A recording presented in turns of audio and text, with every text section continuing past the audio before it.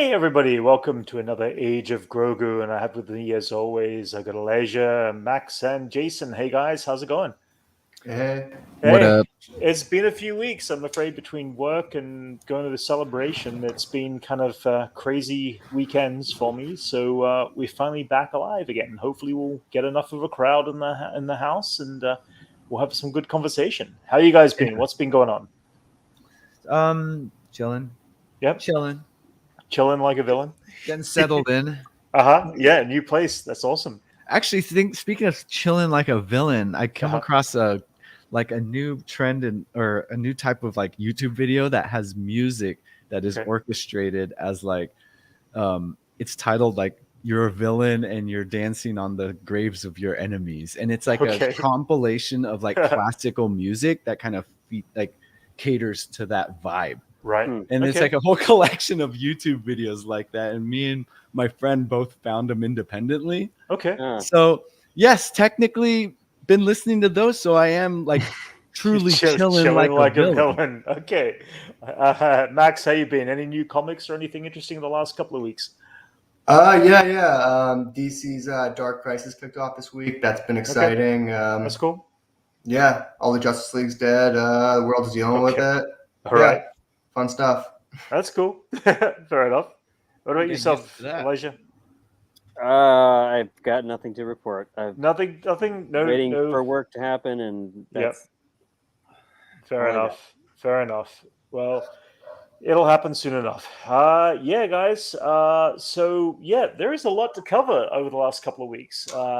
Lots of bits and pieces. I can't believe we haven't had one of these since Vader appeared on Kenobi. Yeah, we haven't had one since before then. Technically, it's like we did a reaction. It's like a sin. Yeah. What's going on? I know. Yeah, it's kind of crazy. Yeah, we did a reaction, but we haven't to really talk about it. Yeah. No, it's been. Yeah, I mean, between all that time, we had Ms. Marvel drop.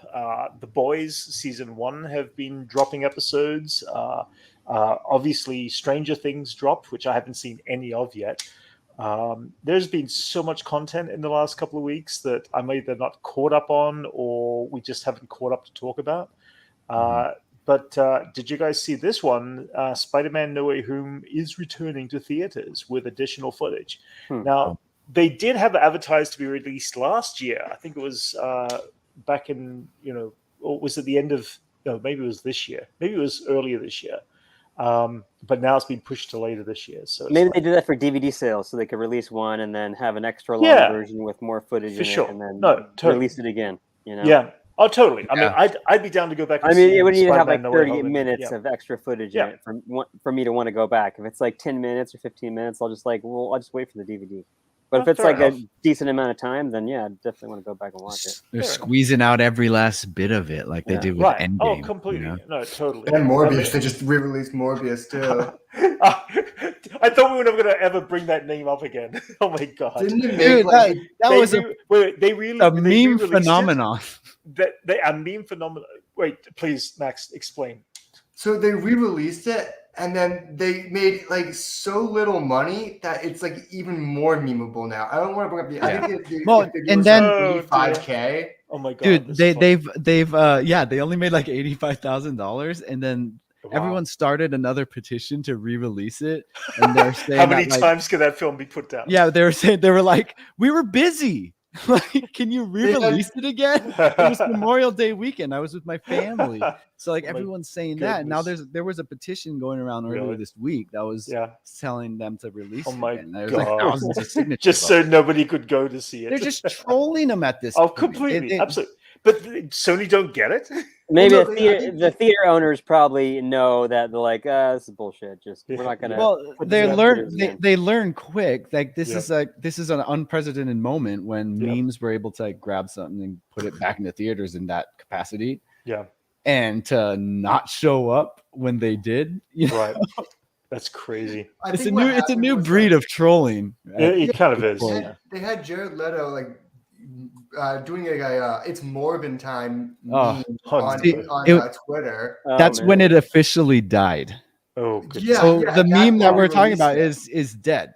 Once it reached Jared Leto and he did something on it, it was dead. It was like that's like the equivalent of going on Ellen. Really? Yeah. for a meme. They thought they could just ride it forever. They thought, oh, it's Morbin time. We're re-releasing this movie. Everyone's gonna see it for the laughs, but there just wasn't laughs to be had. Maybe he shouldn't have addressed it at all, and it would have made it a stronger thing. But now that he's addressed it, it's officially dead. Yeah. Well, it's kind of like the opposite of the Streisand effect. Like with a meme, the more someone ignores it, the bigger it'll become. It's a postmodern world, man. Yeah, like once you medium into it, there's nothing you could do. Like everyone's gonna be over it immediately. You can't address it too much. There's certain mediums that are toxic for that type of meme or for that stuff. And once it hits those parts, like a Family Guy episode or Ellen, those are meme killers. And Jared Leto has hey there, Liam, how's it going? Himself to be one of those as well, and killed his own meme. Killed his own meme. That's funny. Well, that was one other thing that's come up this week. Actually, it was about 2 weeks ago. Willow. We also, you guys saw the trailer, right, for Willow? Yeah. I'm excited for that. But this Willow, the Fellowship of the Rings. Exactly. Yeah. This just hit all the right feels for me, that trailer. I don't know what it was about it, which to me was like the perfect trailer for me to get me excited. I'm excited for it. I enjoyed the movie. New Jurassic Parks try to do with us. Yeah. You know? Well, this desperate for getting them back. Well, this got me excited because this little article was a very brief thing. It's like Warwick Davis says that Val Kilmer will be part of the Disney series Mad Mardigan Lives On. So I don't know what that means, and I don't know how they're going to incorporate Mad Mardigan because of with problems with Val Kilmer's voice, and he had throat cancer at one point and stuff like that. So, but I'm excited to see what they do. It'd be cool. They've been having his son double his voice. Oh, really? They did that in Top Gun, and they did that for the documentary that they did about the documentary Val or whatever it's called. That's called cool. Val. The dialogue that you hear, like it's speaking as it's him, but it's his son doing whatever speaking. They have a very similar voice, so his that's cool. son is doing a lot of the voice work for him. That's cool. That's usually like the double for one's voice is usually like a sibling or a kin. Mm-hmm. And I think he still has a chance to get his voice, his vocal back, because he has. I think he's working through it. So maybe in 10 years, I could. There's enough of his voice out there that they could just make a simulated version of it. Yeah. Well, they did that with AI of it. Yeah. Yeah, there's a whole movie's worth of his doing a Batman voice. Yeah. That's a very different voice, but all of the voices sound like the Doc Holliday or whatever. What is it? Like I live and breathe. Yeah, they're like, wait a minute, this doesn't sound right. Yeah. No, but either way, it's like I'll be curious to see how they bring Mad Mardigan back into the whole fold of it, which would be kind of fun. So along with that, there's been quite a few bits and pieces. Celebration dropped a whole pile of different announcements from Andor and season 3 of Mandalorian, Ahsoka, just to name a few. So I'm going to jump into Celebration a little bit more. We talked briefly about it the day I got out of Celebration. I think I did a very quick live stream just to get the first experiences, but I've had the chance to do a bit of editing of some video just of day one, which is crazy. There was a lot going on, but some of the things they had made announcements for, guys, was Jon Favreau and Dave Filoni did tease, obviously, Celebration, season 3 at Celebration. They didn't just tease it. They showed a whole trailer that some of it leaked online, but there was some incredible kind of bits and pieces going on there. There was a moment we saw Bo-Katan sitting in the throne room of Mandalore, which is interesting because that entire throne room got destroyed in the Great Purge. So I don't know what this deal is all about. That's cool. I like that view right behind it. Yeah, it's cool. It looks like it's part of the Is that the first time we've seen Mandalore in live action? Other than that flashback. The flashback to the Great Purge. Oh, there was a flashback to the Great Purge. Hey, Anchorman, how's it going? Oh no, not that again. I did see that the trailer leaked when it happened, like that, and the Ahsoka trailer. Like I couldn't stop myself from watching them. I will say I did watch all those. You watched the leaked one? I did. I missed it Because I know Disney loves to release other trailers for stuff, so I was like, if they release a trailer, it might not even be this trailer. Well, that's the thing. Yeah, that it's was, like that a was the one thing. Comic-Con trailer or something. When they showed the Bad Batch trailer to us, they showed us an extended Bad Batch trailer that was better edited together than the one that ended up online as an official trailer. So there was a couple of things like the bottom one there is the Mandalorian season 3 header, which is all in green this time because it was season 1, nice. Season 2, season 3, which is kind of cool. Does that mean there's only going to be maybe 4 trailers or 4 seasons? Because the sun's going down on Mando. The sun's going. Wait, it is, isn't it? Oh my goodness, it is. Yeah, it's getting real low. It's getting real low. It's getting real low. So it's green. That's funny. Yeah. I don't know. I mean, I don't know how many they're going to end up by doing for sure, but it could get a little lower when there's still sun, Yeah. Well, one of the things they did show just all night and it just rises on the other side. Yeah. One of the things they did show in this trailer was Babu Frick. He actually, we assume it's Babu Frick. It might be some of his race. We're not too sure, but it looks like they're kind of pulling out the mothballs on the acute factor, and they're going to add Babu Frick into Mandalorian. Yeah. The one thing that people like about Rise of Skywalker, right? Babu Frick. Yeah, you get Babu Frick. I think Star Wars does a little too much one-off alien characters where you just do like one of their race. Babu Frick. So I almost want it to. I want to be Babu Frick, but I almost wanted to see more of like his race and his species because we don't see a lot of like other creatures in Star Wars anymore. Yeah. Well, a lot of, unfortunately, I didn't get the chance to see the full trailer properly because I was on the very sidelines when I got into this panel, and unfortunately, I didn't have the chance at the beginning because we didn't have originally tickets to get into that particular panel.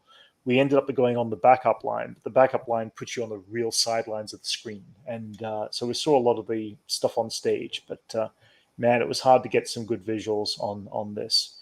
It's also crazy, the amount of security they had just around the theater with people stopping people from taking a video and film. They had people like little lens glasses in the darkness that could actually go through and see if there's any light coming from any part of people that they were recording. Cool. And they were standing at every single aisle. It's like, you wouldn't have had a chance. So surprised we still got out. Yeah, me too. It was like, it's, it is kind of crazy. Some guy definitely just put his phone like that in his shirt and just. Well, no, but even that's it. You need to have like encased in something and sitting right there, and knowing that you're aiming it right. Should have hid it in your Lola. Yeah, that's. I thought about that. I thought about that. I thought about what would happen if you could, put a camera inside. There's a lot of stuff you could hide it in. According you have to respect it, though. That's kind of like such a key part of the Star Wars ethos. It's like smuggling. And doing like rebel stuff like that. They have to respect then again, there was a they've become the Empire. There was a guilt factor though. Dave Filoni is sitting there introducing this whole thing, and he says, "Please, this is for you guys only. You've spent time and you spent money to come in here. Please don't record this." And it's like, oh man, it's Dave Filoni asking me not to actually record any footage. So I turned my camera off. I mean, I think that's what's stopping Kevin Feige from doing a Marvel or Avengers con or something like that. Because he knows if he does like anything they don't do trailers, people will be mad. If he does do trailers, they'll just leak online bad quality. For sure. That's not what he wants. Yeah.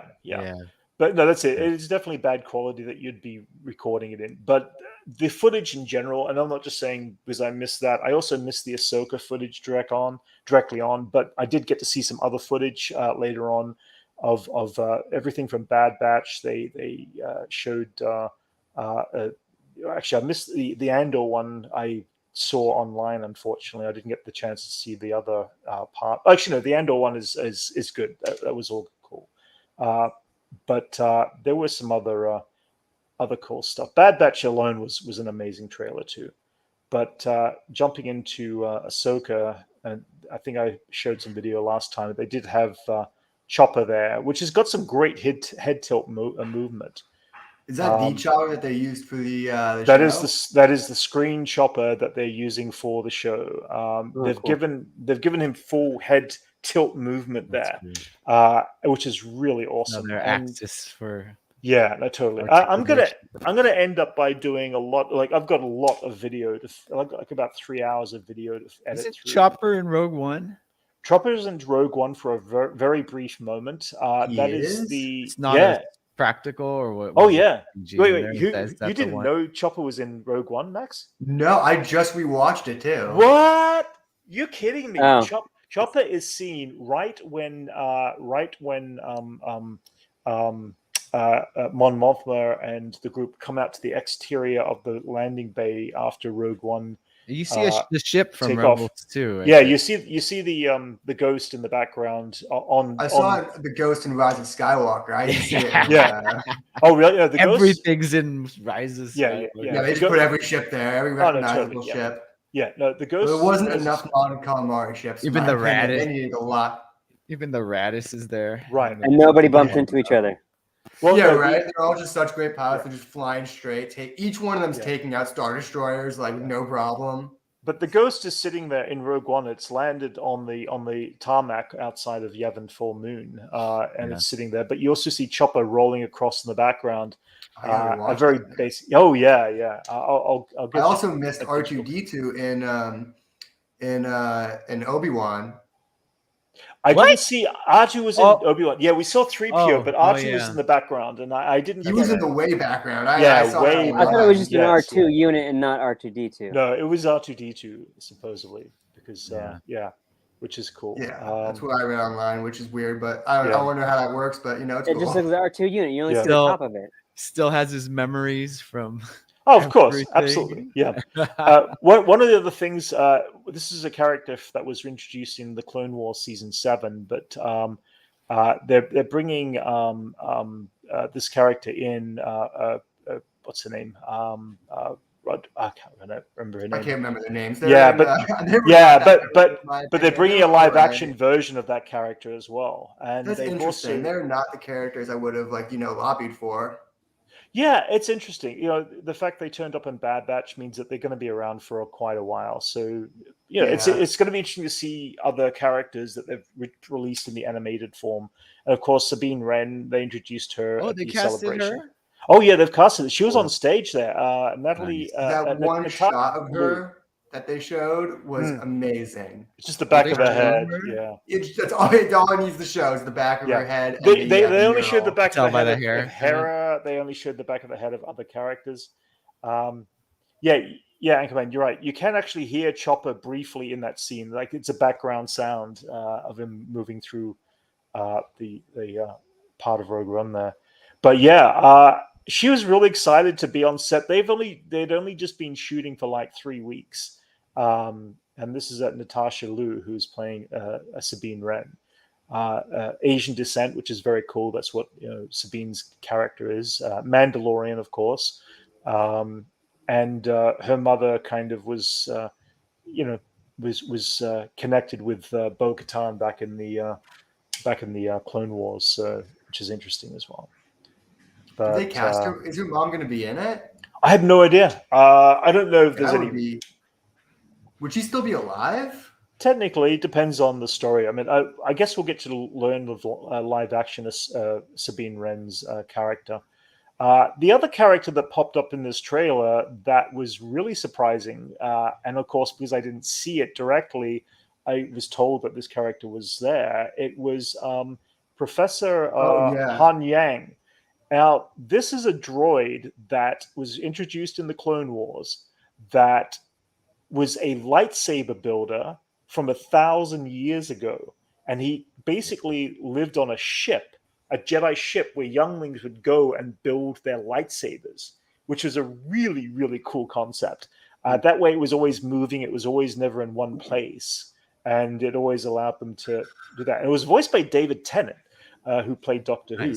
And so I'm curious to know whether it actually is Han Yang, Professor Han Yang, that we actually saw in this trailer, or whether it was just another version of his race.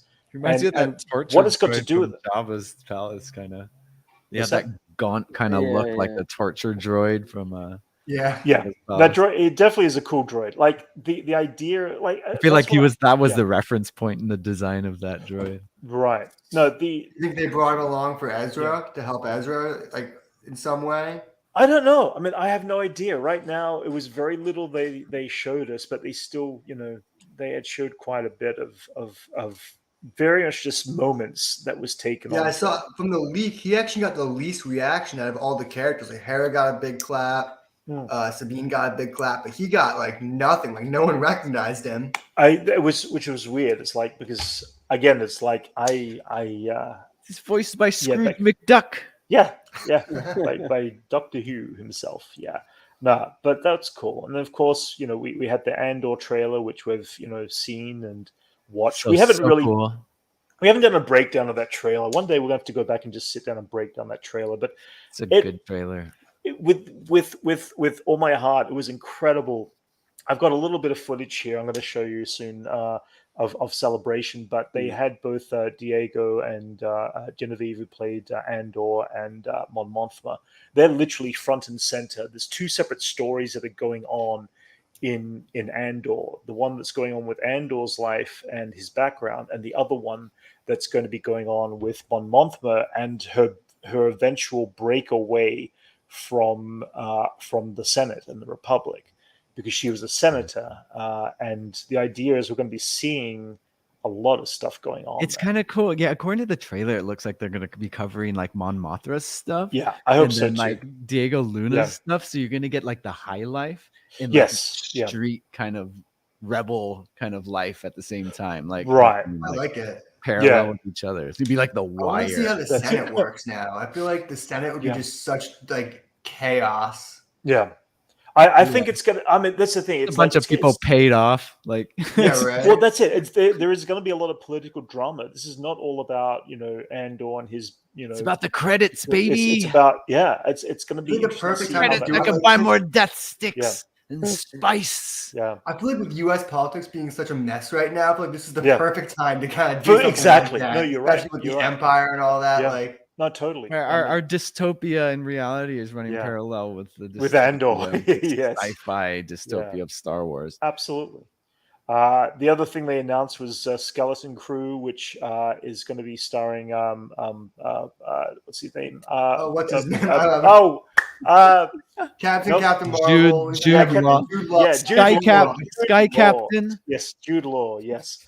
I'm not a huge fan of Jude Law in general. I don't know why. He just doesn't do anything for me on screen for some reason. But this is about this is the show that the director of Spider-Man's directing, the series, which is John Waters. John Waters, yes. And what? John Waters. Yeah. John Waters. John Watts. John Watts, that's it. Yeah, John Watts. Watts. John Waters is a completely different person. Completely different person. Yeah, but that's the reason he left Fantastic Four, because he was given an entire series. Breaking news: John Waters, Star Wars. John Watts. Don't quote me on that. He's gonna have the naked, the three-breasted Jabba dancer. Not Sabine Gattaca, no. Selling eggs to She would be a star of a John Waters. She would be the star of the movie. Yeah. But that would be John Waters. All we know is it's something. We don't know if it's the past or the future still, but he basically is in charge of 4 young Jedi younglings of sorts.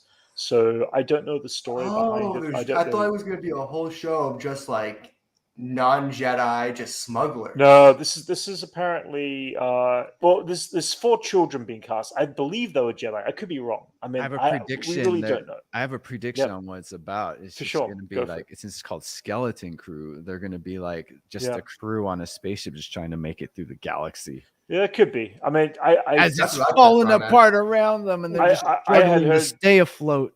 I had heard rumor they were Jedi, but who knows? I mean, I don't know what the story is. Which must be good if he's leaving Fantastic Four for it. That's absolutely. That's Marvel's first family. That's like the biggest Marvel project you can do. He was given an entire Star Wars series, I guess a 6-episode arc is what I'm guessing. And who wouldn't give up something for Star Wars? But he could have done like a Fantastic Four trilogy. He's just scared to take on. He's just scared to take on the stretchy skin, man. I don't know about that. I don't know about that. That's preventing a lot of people from doing a Fantastic Four. They just don't know how to do it. For sure. Reed Richards, Either way, right? I mean, I enjoyed his work on the Spider-Man films, so that was cool. One of the other things, and I believe this is an animation, the Young Jedi Adventures is another piece. I didn't see anything on this. This is one of the panels that I had not seen. There was so much going on at Celebration that there were so many panels that I don't know too much more about that except for it's an animated piece kind of thing. But Young Jedi Adventures, I don't know the release date for that. By the way, everything like Andor and Bad Batch and all that. I have a feeling that Young Jedi Adventures is probably going to be about a bunch of adventures about young Jedi. It probably it's a good is. I'm going with that. But they also released a release date for Bad Batch Season 2, which is September 28th. It's going to be cool. I mean, they've got Palpatine in this, which is going to be thank God. Cool. Oh, great! Yeah. We wanted more of Palpatine. More Palpatine, yes. It's like not just making. It's all about him. No, Palpatine. It's all about Palpatine. It's a Palpatine story. I believe it's going to be voiced by Ian McDiarmid. All about Palpatine. It's going to be the Palpatine saga trilogy. Yeah, but this will be the. But Elijah, this would be the most interesting time. This is during the time of the Empire. This is when they first rise to power. It's like I'm excited. I'm excited to see where this old comes. hippie in a trench coat. Fair enough. He wears pressed slacks underneath. He's like the Mr. Burns of the Star Wars world that like won't go away. Like Mr. Burns, like just like die already. I like when he gets thrown at his desk and you can like see his pants. Fair enough. Well, he's wearing like a suit underneath there. There had been a conversation like, does he wear just like nothing under, or should we put in pants? What? And George Lucas was like, about? He's just freeballing it. He's freeballing. No, you know what scene I'm talking about when he's fighting Mace and then like he throws him at his desk and he's like, he's just upside down. Yeah, and he's like obviously wearing. I'm just telling this to Max. Yeah, he's just obviously wearing slacks underneath. It's like a suit. Yeah. Normal pants, like Earth pants. I just want to know how he keeps his lightsaber in his sleeve like that. He just flicks it out. Like, does he just force hold it all day? Like, who knows? It's probably in some sort of Velcro-based strap. I don't know. Something. Velcro, I don't know. I feel like Kit Fisto. I was about to say, Kit Fisto? Yeah. He should have said, man, if he said it's Fisto time, he probably would have had a few hits in there more. You know? Fair enough. I feel like Kit Fisto, the other guy, Mace did a little bit of work. Kit Fisto runs in, blocks a few attacks, and then just gets cut to death. Yeah. Like, it's so sad for no reason. It's so bad. Like, his death and Plo Koon's death always annoyed me. Like, Plo Koon, I feel like he could have avoided that. Yeah.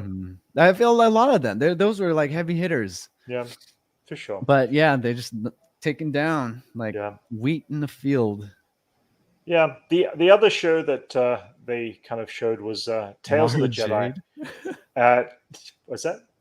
Mara Jade should be. Mara Jade. No, Mara Jade. That's what Anchorman's saying. Yeah, I know. I saw that. Yeah. No, I don't think she should. Brent didn't read the books. Don't bring up Mara Jade.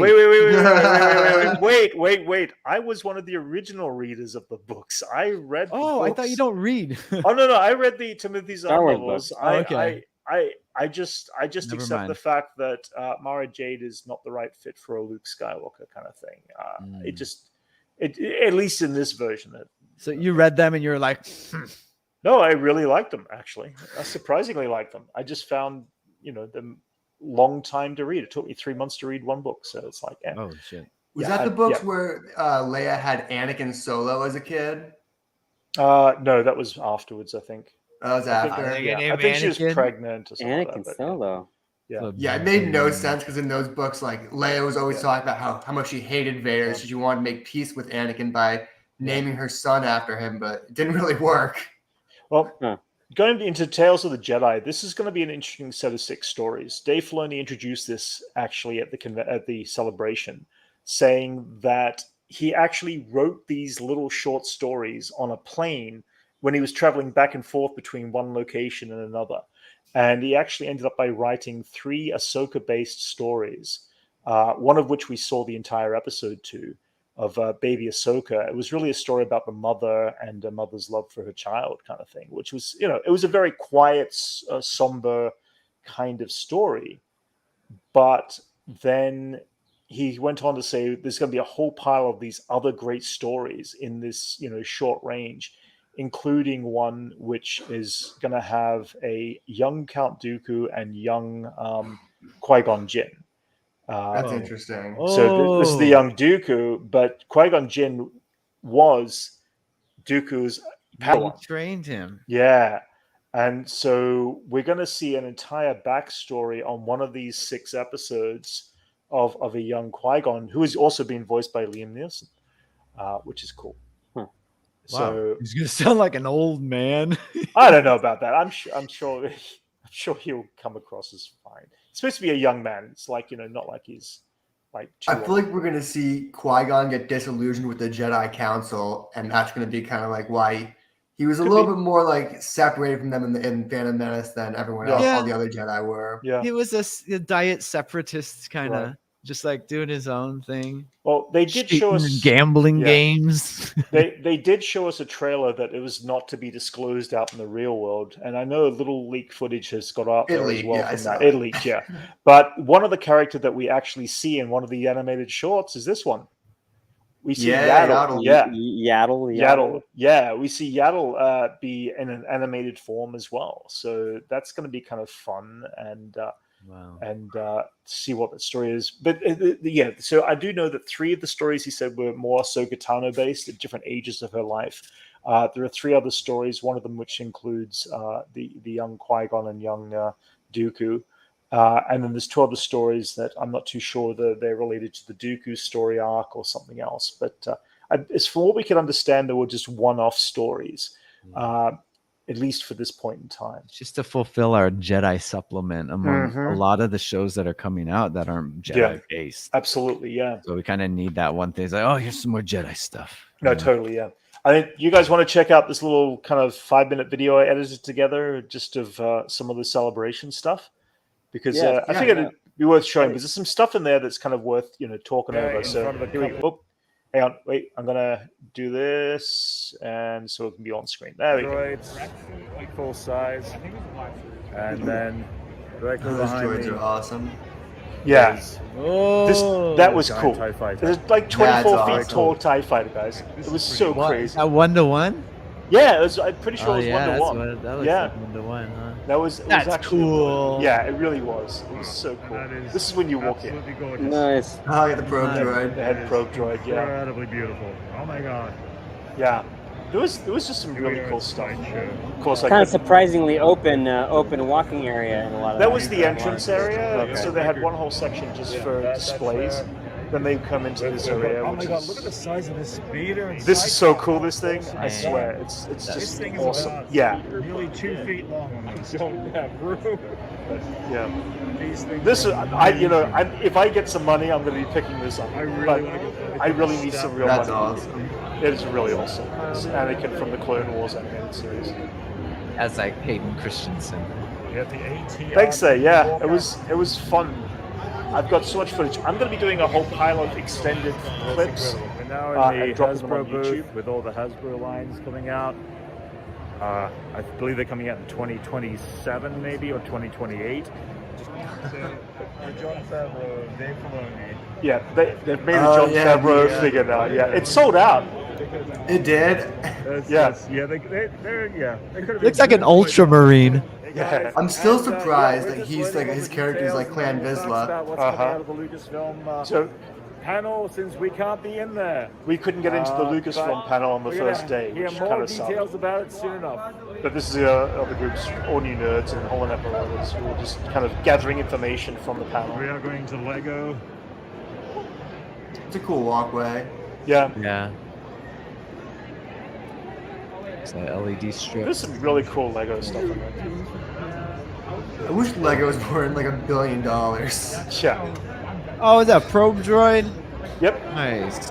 Look at all these figures. This is just Star Wars. There's 3 panels like this of just Star Wars based figures. It's crazy. Yeah, but then there's like 12 different 3POs. You know? For sure. Absolutely. Yeah. It's like just different versions of each. One's got a red arm. Yeah, absolutely. One has a silver leg. Yep. Oh. This is just part of it. This was so cool. I was 10 feet away. Yeah, you're super close. I was so close. It was awesome. The vibe in this room. Like if camera's not on Zoom, you're just like that's what it is. Yeah. Like picking up. That's it. Like, yeah, that's totally. Close. No, totally. So it was cool. it was crazy. That's cool. I remember watching this on YouTube. The crowd were just absolutely hyped to see Hayden and Owen in stage. It also helps they're wearing the colors that their characters wear in the movies. Yeah, totally. It's like black and brown. They're casual cosplaying as themselves. Yes. Yeah.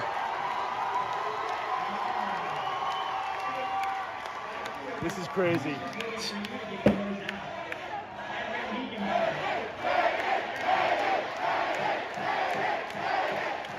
They're all yelling Annie, as in Annie Skywalker. I just did as much research as I could and just wanted to refamiliarize myself as much as I could, and I loved what they did with those animated series. He loves the animated I know. Everyone went nuts. Oh, here it is. Yeah. Your Anchorman. This is where the fun begins. That's cool. Everybody just threw their arms up. It was such a moment. It was just fun. The hype around it was just hype around them being there, and then it was so cool. Everyone freaking out just because they put hands on each other. Yeah, absolutely. Everyone went nuts. And then we end up with Moses Ingram and time I got it, it was called Untitled Disney Project. And so is that the guy who played the Inquisitor? Like yes, yeah. 2 days. It was like one really He's had such little screen time. For me, I think everyone here would know this, but a lot of the kind of less super fans wouldn't. But the Grand Inquisitor used to be a Jedi. So for me, that's like. Wasn't he a Jedi temple guard? Mm-hmm. Yeah. This was Diego and Genevieve Mon Mothma, and he was great. He just loved the excitement of the crowds. Thank you so much. It's been such a. Like he's at the longest to wait. Like his show's been in production like longer than like Mandalorian's been. Oh, totally. Yeah. That's cool. Yeah. Diego Luna's got quite the film career too. Yeah. Yeah. He also he's thanking the crew and everything like that before he thanks the the cast and all that. It's just he's very appreciative of production itself. Which was and also because I'm not back into the Cassian Andor you met in Rogue One. I'm telling you the story 5 years before, and I'm telling you the story that answers all the questions that Rogue One didn't answer. For me, Rogue One it's a lot about the event. Yeah, I can't wait for Andor. That's my next thing I'm excited about. But you don't know exactly why and where. Yeah, it's gonna be cool. And where that decision is coming from. What's amazing is that Lucasfilm and our creators have created space to tell her story a bit. Mon Mothma she's referring to. Yeah, it's great.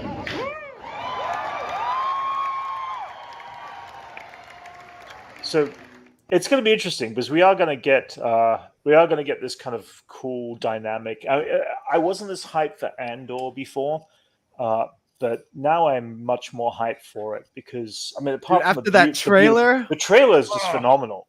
There's so much going on in that trailer that just looks absolutely gorgeous, and we do see everything from the Republic Senate to what's life out in the streets kind of thing. So I'm extremely hyped for that. Now that was you're down to the bell that the guy is hitting. Oh, totally. So cool. Yeah. So guys, I only had the chance to edit just day one of that footage. That's only day one. So in the coming weeks, I'm going to do a little bit more, and I'm going to show some footage of day two, and I'll edit to get some. But then I'm going to extend that and do full drops of stuff that experience. There's probably going to be an hour on each day, practically, of stuff that. I saw and that came across. The 2 last days were mostly in on the main stage, and everything from Dave Filoni talking to Jon Favreau to everybody else kind of thing. But it was just amazing. It was such an incredible experience. But actually, one last thing on Celebration was this is some of the droids that they had. Some of the droids. That's cool. Some of the droids, yeah. That's how many droids they had there on the floor. How many R2s are there? Oh, it's crazy. Yeah, there's so many versions. Hey, go back. I'm not done. Yeah. Oh, sorry. I'll send you the photo as well. Cool. But yeah, there's a lot of custom ones in there. That's a custom mouse droid. Yeah, well, they got Bubba Frick and like riding a mouse droid. You see a Bubba Frick sitting inside the mouse droid operating it, and then the lid opens up and it's Bubba Frick driving around. That's what all mouse droids are. It's just a Babu Frick in there, like whatever his species is. Just like, can they fly? No, sadly they can't. But it was quite the experience. Quite the experience as such. Yeah, so I mean, at that point, I'll drop some more video footage next week when we talk about whatever comes next week, kind of stuff. But I'll do a second video take, and I'll drop this little short video online as well separately, and do a few things with the extended footage. Shall we talk about Kenobi for a bit, guys? Yes. Yeah. First thing I wanted to say was that Ewan McGregor did put out a note after the first 2 episodes saying that it was the most globally premiered to date on Disney Plus. Makes sense. Which is cool, made complete sense. What was it before that? I have no idea, actually. Probably Mandalorian season 2. Yeah, probably. Probably. Actually, it would have been season 2 of Mandalorian, yeah, because I saw a list of everything that was that. Mandalorian, Boba Fett was in there and stuff like that. So guys, what did you think of this week's episode? This was considered not one of the better episodes by a lot of fans out there. I personally enjoyed it. Standout moments that were like there's some standout moments, some good action. We got to see like Obi-Wan twirling a lightsaber and deflecting lasers again. Okay. You know, yeah. It doesn't to kind of. I heard the same. I heard the same thing. People complaining about this episode. I don't really see that story wise. I thought it was fun. I thought all the story was fun. Yeah. I'm still not crazy about little Leia's acting. Fair enough. I just don't. I don't know. I just don't really. Even in some of those intent. I don't know. It's something that doesn't grab me about her. Her. Look at it. Like this is Luke and Leia. They freaking look awesome. I think they work well as young Luke and young Leia. I'm just saying, like, her acting ability is not selling it for me. Really? But the story, the story and everything of this episode was fun. I loved all the sneaking in, sneaking out, and all that. It was a short episode. Fighting and not long enough. Good. That's my big complaint. Yeah, it could have been. Yeah, I want them to last forever. I think that's what I really like about this. You get to see what those little pens that the Empire people hold. We see that. Yeah, they've done that before, though, right? Didn't they do that? Rebels, yeah. Oh, in Rebels? Yeah, absolutely. Yeah, they used it. There was a whole setup going on. It's the first time in live action. You get to see them. It was the first time in live action. They used them a lot too. Yeah. They're data comms. They're access into. Yeah, left guy's identity and then totally. Oh yeah, software. Yeah, that's cool. I like that, and I think little moments like that are good for like world building. Mm-hmm. Yeah. Oh no, we lost that. It was like the next most Star Wars thing. Yeah. Next to like a desert planet, is sneaking around the Empire base. That's I think that's what we all agreed on. We all agreed on the fact this felt very Star Wars. Exactly, yeah. And taking rescuing Leia again. There's so many multi-levels of A New Hope right there. It's Obi-Wan rescuing Leia. It's Leia knowing Obi-Wan, when she says in A New Hope, she goes, when Luke comes in, I'm Luke Skywalker here to rescue you. I'm here with Ben Kenobi. And she goes, Ben Kenobi, where is he? Yeah. It's like that moment alone gives such passion and thought that she has met Ben Kenobi before and she knows who he is, and that this whole moment was such a powerful rescue sequence of events that needed to be in this series. And as a one-off episode, it's the shortest. But at the same time, it was quite a good rescue. I mean, it was fun. Dude, the whole hallway of dead Jedis. Yeah. crazy. Oh my god, yes. Yeah, that was interesting. And then like all their lightsabers, like this is where the Inquisitors hang out. This totally. Is like, they keep their bodies there for like I don't know, what are they doing? Harvesting that M count? What are they doing with them? Now I didn't put it up here. Didn't pull it up here, but there is the. I'm going to try to find it. One of the first. Were all Jedis, of those like Jedi's that we know who they are, or are they some of them? A lot of those are subtle references to like comics and other like mediums and stuff. There was 3 specifically that were related in the past, and there were other ones that were just totally. Because the first one you caught right away when we were watching. You're like, oh, absolutely, yeah. That one, the Jedi trainer. That's the one. This. Oh, hang on, here it is. I'm going to pull these up right now. So, let me pull up the other one as well. Yeah. Why did I not pull this up on my original thing here? I can't pronounce his name. I can't remember his name. He basically was in an episode called Lightsaber Lost, and he was an old Jedi who ended up by being, connected to Ahsoka Tano. Ahsoka's a lightsaber is stolen, and she ends up by having to be, mentored around and dealing a lesson on patience, on learning to slow down, and no better character to slow down than an old Jedi. And this guy was like on key with everything. They did it so well as a story. It was a one-off story, but it was so wonderful. Cool. And to see this wonderful character end up like this was absolutely heartbreaking. It was just a moment of shock by some of the fans. Yeah. It's so morbid. Yeah. Well, the other thing is, though, I mean, I think I even said in our reaction video at one point, it was like, I wonder if Luminara is there. Now, Luminara is one of the Jedi we see in Attack of the Clones. And in fact, her Padawan was Barriss Offee, who's also a kind of an enemy to Ahsoka. You see her like ghost in that, like, right? Yeah.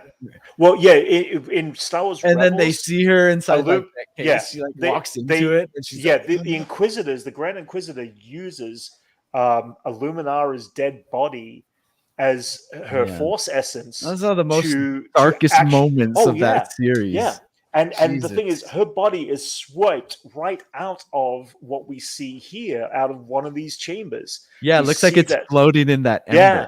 Exactly. Yeah, but it's like a smaller window of like her head. Now we got Max back. Yeah, Max. We were just talking about this guy here, and rest in peace. Yeah, and just rest in ember. I should get Jedi.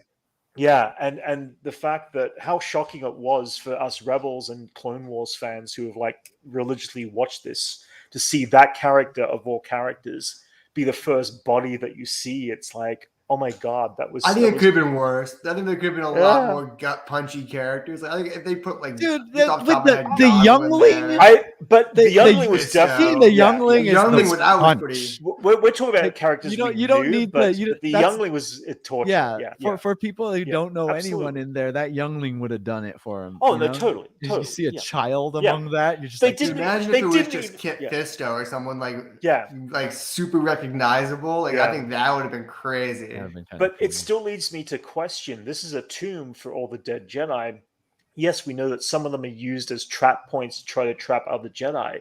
But the reality is, what else is going on? Does this relate to Palpatine's using, Force sensitive, bodies to use in the future for his future cloning? And when I first saw it, I didn't think they were dead. I was like, oh, so what did they just like suspended some type of carbonite? Yeah. I think it's like a high end version, Well, we still don't know. Alive. Yeah, we're still not sure. Yeah, we're still not sure, but I assume they are dead. That scene from Clone Wars kind of establishes that she was dead in that thing, right? Like, wait, who's this, Johnny, or is this Dylan? The Bo-Katan helmet? Yeah, I did the I did the unboxing. It's cool. It was a cool piece. Well, we all saw it. Yeah, guys, sorry. But what I was saying was that like I mean, she was established as dead like when they showed her in the Amber and the Clone Wars, right? Right. so I guess that kind of says something about Yeah. these. But I don't know. When I first saw it, I just thought they were. I didn't know they were dead. Them being dead wasn't my first reaction to it. Right. Like, oh shit! What? They've got a prison. Suspended. Yeah, no, I'm pretty sure and assume that they are all dead for sure. Yeah. There is definitely this. I mean, to see how they've been treating Jedis, it doesn't look like they're taking prisoners. Yeah. But again, it's like, I question, what else, it's morbid to have an entire tomb of your. I mean, I guess if the Inquisitors are big enough, they're taking out whatever remaining Jedi are there. I guess it's the right place to take them to. Yeah, absolutely. Yeah, totally. Yeah, you leave your body of the enemies around to make you stronger. Oh, totally. What else was going on in Kenobi this week that was? Did you guys think what? Sorry, Max. Did you guys think that line that Ice Cube's son had was completely bonkers? Where he was like, when you first meet him, and he's like, "No, I won't help you. I know how evil the Empire is." And he's like, "Okay, I'll help you." It's like, what changed? Actually, he revealed that he had a wife who was Jedi sensitive, and that's what he. Yeah, he's like, I can't help you. My wife was a Jedi. Okay, I'll help you. Yeah. There was some things, a little bit. Yes, Terrence Kenobi. Thank you. Yes, Terrence Kenobi is the name of our old Jedi. Sorry, Jason. No, but yeah, he does that. You're right, Max. That is weird. Yeah, but there was a couple of weird dialogue held up moments into it where I was like, all right, cool. Yeah, he's gonna help him. I was just excited for the movie, the story to move along. Yeah. At that point, because the history of Star Wars has a lot of weird lines, man. Even from the beginning. I mean, I would like to know more about that group. They call themselves what do they call themselves? The Wade. The Wade. Yeah, the Wade. Oh God, Wade. Okay, yeah. Here's a situation where it feels like there was definitely a lot more footage, and when they edited it together, they realized that they had to drop whole sequences in that footage, and Wade was built up to be something more than we cared for or necessarily had a connection. No, it's about the connection. We didn't have a connection of who Wade was. Well, he just represents the sacrifice that happens in this ongoing Star War. He does, but they definitely played on it a little longer than they should have in the final edit of those moments. He dies like smiling. He's all yeah. But we do get that one beautiful beat at the moment when Leia puts her hand on Obi-Wan Kenobi, and you've got that whole dialogue, that she says there.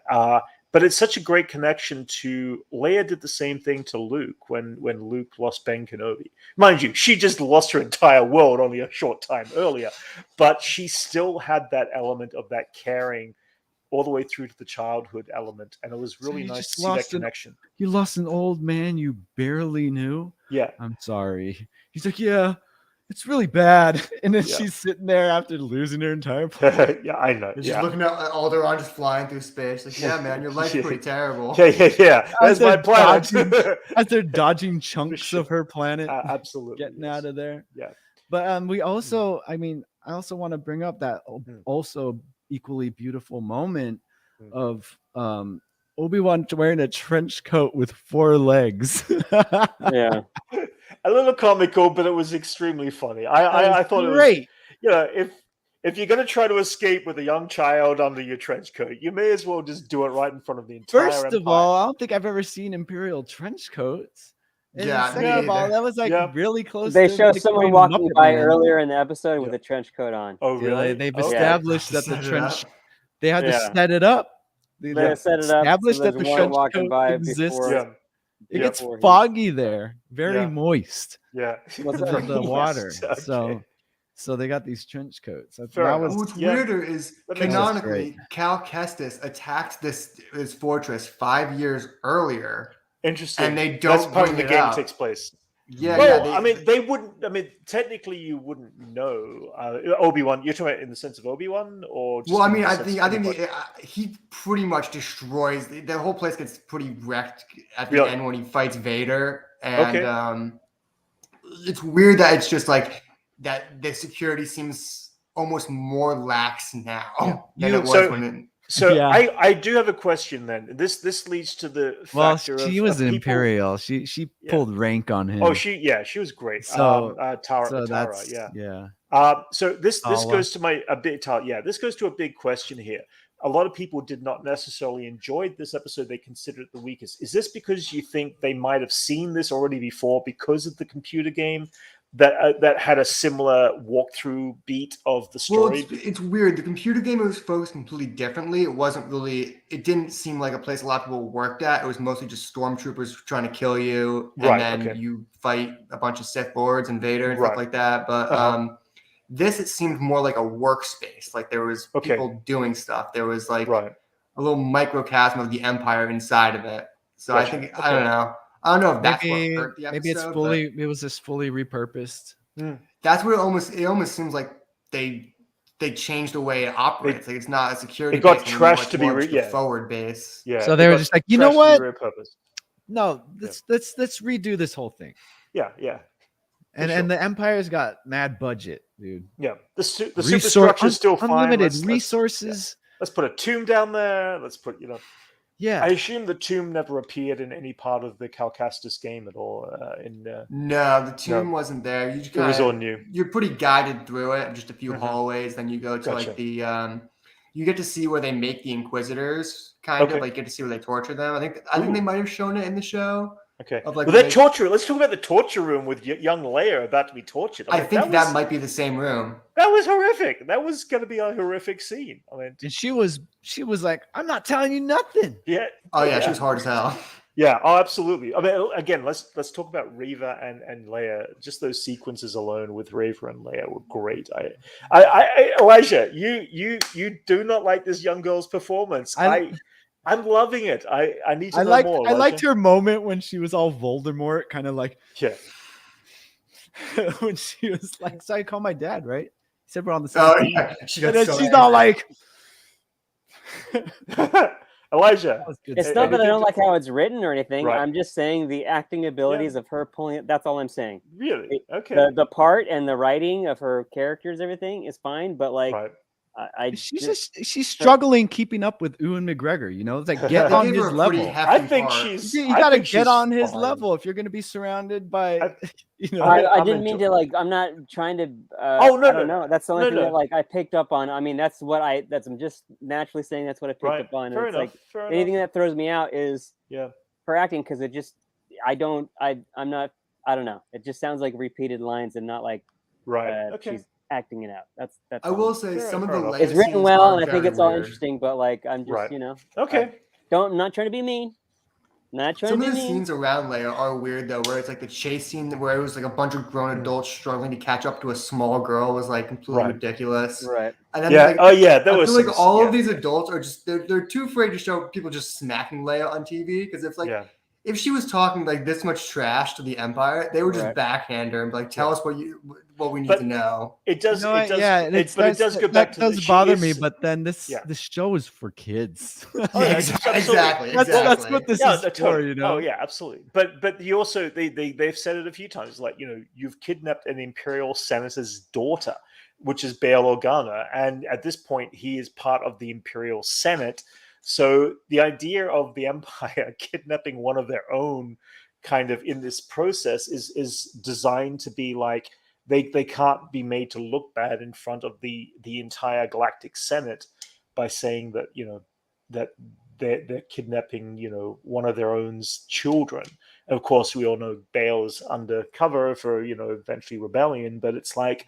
Well, they don't want that. They don't want anyone to know this either. Like no one knows about this. No, exactly. Plus, Bail's never been on the Empire side. Bail's always been for the for the Republic. Yeah, exactly. So it's always interesting just to we're not seeing the political side, and that's what I'm excited for Andor because I feel like we're going to see a lot more of this political gripping of what Mon Mothma's position is. We see a bit of that in Rebels where she does the final breakaway.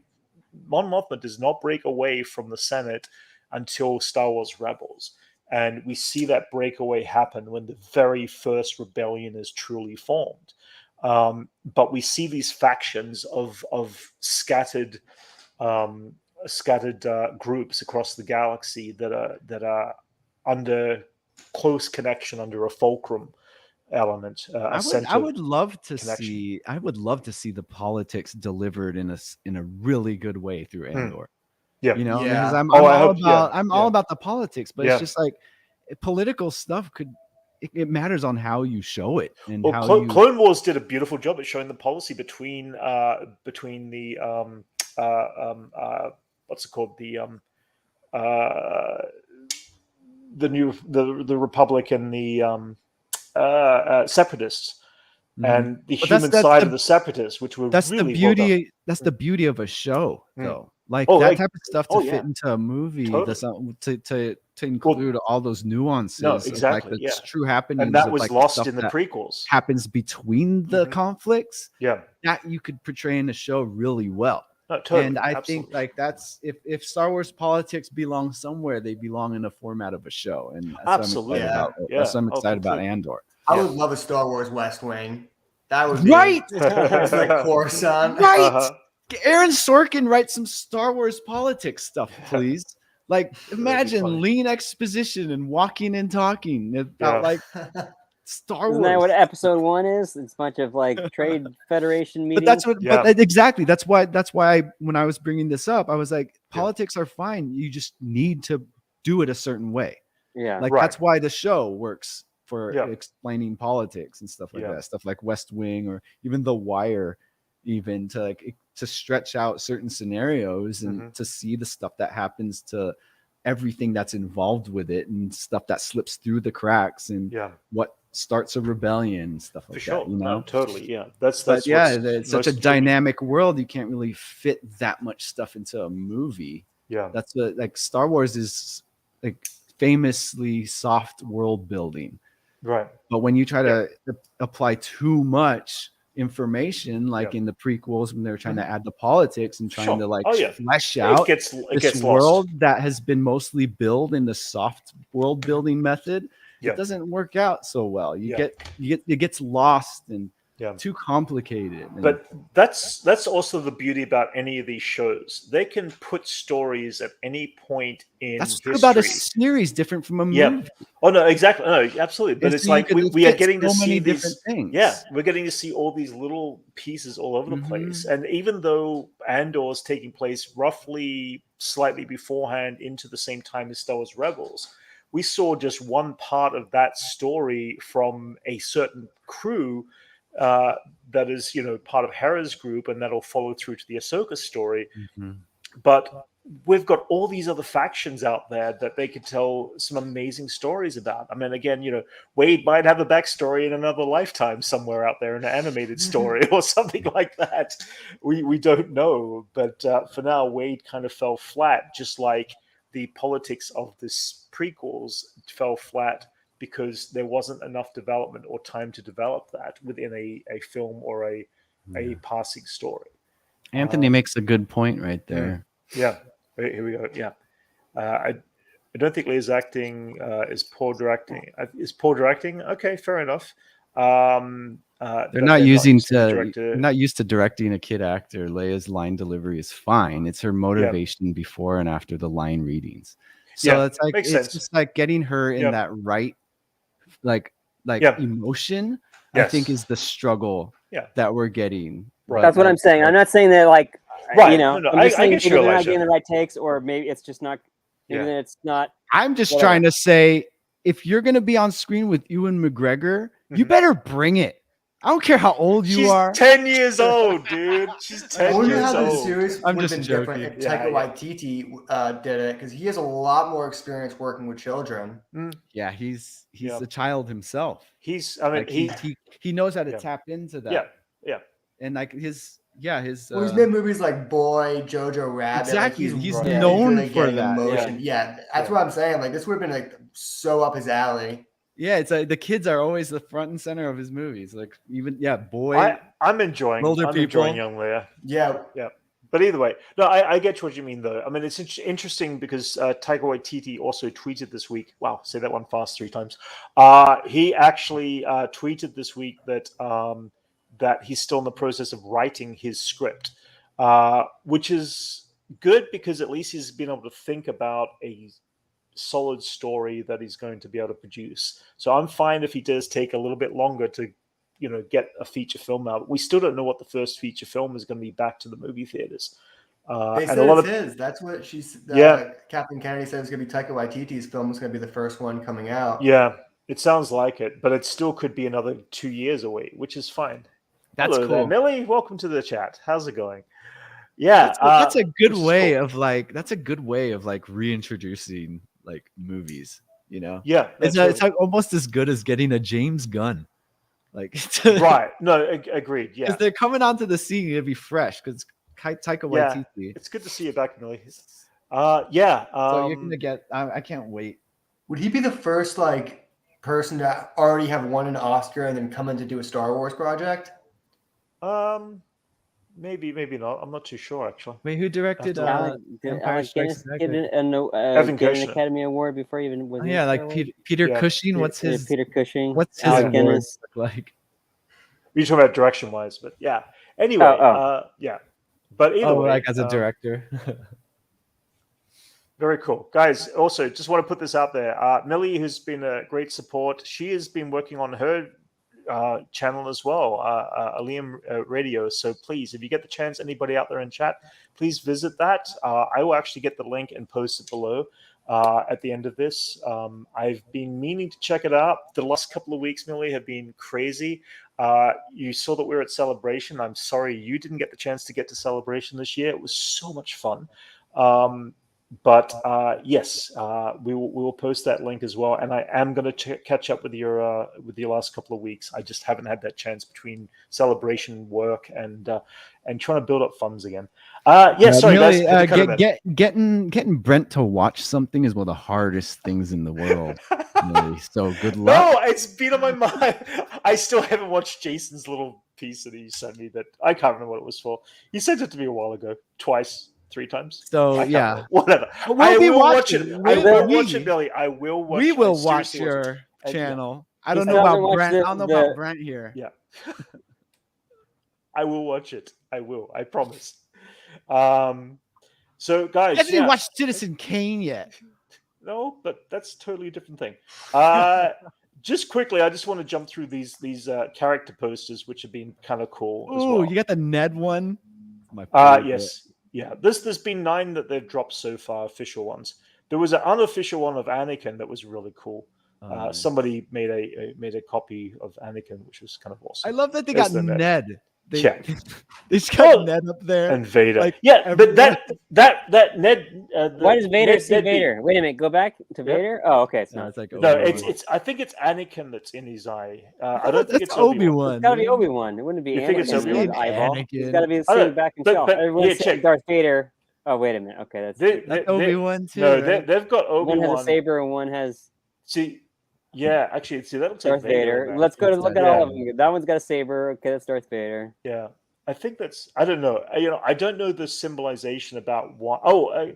Anybody who's done something bad is no wait. That doesn't make sense. No, Tala sees Obi-Wan. Anybody who sees something good is seeing something bad in their reflect. Oh no, that's Obi-Wan. No. I have no. I'm trying to understand. Don't make any sense of it, man. Just just go with it. Yeah, Reva's got Vader in her thing. It's who they have a personal connection to. Yeah, makes sense. It probably is. But it's still cool. It's a cool set of character posters. But then, I'm enjoying it. I like that all these characters hold some weight, and then you got Ned, this adorable, like dumb robot. Yeah, I mean, come on, droids good stuff. Droids are always part of the Star Wars I'm not universe. arguing about. No, totally no. I love the fact. Just let me appreciate it, Brent. No. I'm not giving you. I'm saying Ned B has got a totally different personality once again to any of the other droids I've seen. Same with Lola. It's not personality; it's just their programming. Well, the programming, but their personality. The personality is just a result of their programming. But I just love how they're so versatile. There's no soul there to kind of define this personality. It's just R2 has soul. R2 has a lot of soul. It's just so there are like 5 droids in the Star Wars universe that have soul, like R2, C-3PO, Chopper. No, they don't have. They don't have. You're mistaking souls with plot armor. Okay. Well, either way, I'm enjoying the diversity of the different droids that they have been introducing. The personality is just a byproduct of their Mhm. programming. Yeah. And But Ned was programmed to be helpful, not being able to communicate. Whereas totally. Lola is programmed to be cute and currently just programmed to be a spy. I just Like I also, Lola's yeah. switched to the dark side. Like she Yeah. glows red now. You know, it's interesting. It's like I think I picked up on it straight away. I think I even said it in our reaction video. It was like Lola. Nothing gets past Brent. Well, the thing is that when Reva was sitting there handing Lola, it's like she planted that plant, and it's like, how could she not have? From a certain point of Yeah, view. how could she access anything on Leia or the ship or anything that came in to rescue her? She had to have done it through Lola. It made perfect sense. Yeah, it was a classic switcheroo. Yeah, it's good stuff. I like that she like hacked her. Droids have souls from a certain point of view. Exactly. That's my point of view. Yeah, if you count that byproduct of their programming as a soul, yes. It takes some mental gymnastics, but yeah. Anyway, I'll fight for your right to think that. So, guys, anything else on the Kenobi episode at all, or what our anticipations are for the coming last 2 episodes? It's this last episode. I gotta point out the fact that it was a pretty intense chess game with Tala and why do I forget her name? Reva McIntyre. Okay. It's between both of them. They're kind of putting it on the line. Like they came really close. Where Tala just gave up her whole spot that she's been. Sorry, this is funny. What's next? Lola's able to translate ancient language. Does that mean she can? Like that's an illegal language. I don't think it's illegal at this point, though. I think that's a software update that happens post Empire. Fair enough. But that'd be 15 years from now. But I got to bring up the fact that like Tala blew up her entire operation to like that everyone came very close to the edge of risking everything, and we're playing like the Hail Marys. Yeah. Even Reva doing like Vader coming in with his ferocity, man. He's scary. Oh my god, we didn't even talk about Vader coming in going after Reva. I thought that was it. I thought she was done. Yeah, I gotta say, I've never been this scared of Vader since I was an infant. And he's coming in hulking. Yeah, I mean when he tears down Obi-Wan and just pulls him into the fire in episode 3, I'm just coming at the ferocity of like Empire Strikes Back Vader, but just cranked up to 11. Yeah, I mean, then she risks a lot as well, saying like, "I let them go." It's like, what? Dude, you just destroyed like a quarter of this base, man. And that was all just a game to get. And then she could. Oh, yeah. We talked about the tune, Millie. Yeah. And then she convinces him that, oh, dude, I got a tracker on. Yeah. Right. And it's like, damn, this is a really close game. Yeah. This episode. And I don't think people are talking about that part enough. Like, that came really close with their Deus Ex Machinas. Yeah. Just coming to save the day. At this point, they're going back to that base. And that whole base is going to be gone. I mean, come on, they're tracking Lola now. So the entire Empire is going to be at this base, tearing it apart very, very soon. We haven't seen any really great Inquisitor lightsaber fights yet against Obi-Wan. And now that Obi-Wan's got his lightsaber active, I'm looking forward to seeing the Inquisitors go up against Obi-Wan first, and then I think the final episode might very well be Vader going up against Obi-Wan, of course. The most you got was like watching Flea get killed by the spinning blade. Yeah, but there was no. I thought he'd fight like all of them within the first like 4 episodes, and then the last 2 would be like him against Vader. But it looks like it's not been that like at all. No, which is cool. I mean, Obi-Wan's finding his. I think that's a problem. I think that's a problematic lightsaber design, but that's just me. That's.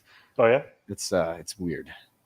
Yeah, but I wouldn't prefer that if I were in that universe. You know what I mean? Right. I always thought it was supposed to be a little frustrating on purpose to like make them better. You kind of they're just like constantly frustrated. Like it would help to kind of like just give you this shitty weird thing.